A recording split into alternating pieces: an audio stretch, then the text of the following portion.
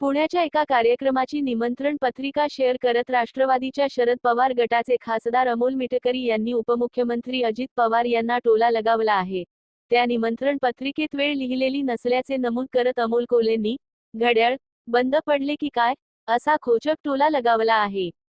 मंचरमध्ये होणार विकासकामांचा शुभारंभ।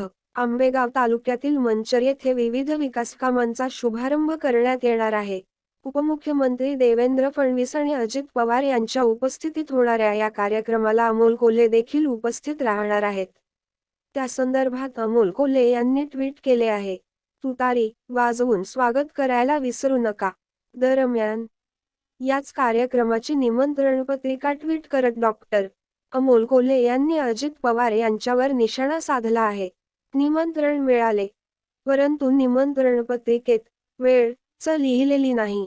घड्याळ बंद पडले की काय असा टोला लगावतानाच ही पोलीस बांधवांसाठी चांगली गोष्ट आहे आणि स्वागत तुतारी वाजवून करायला विसरू नका अशी कोपरखळी देखील अमोल कोल्हे यांनी दिली आहे।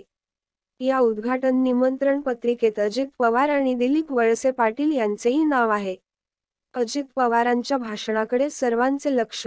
आंबेगाव तालुका हा दिलीप वळसे पाटील यांचा बालेकिल्ला मानला जातो। काही दिवसांपूर्वी शरद पवार यांनी येथे घेतलेल्या सभेत दिलीप वळसे पाटील यांना पराभूत करण्याचे आवाहन स्थानिकांना केले होते। त्यामुळे अजित पवार याला काय प्रत्युत्तर देतात याकडे सर्वांचे लक्ष लागले आहे।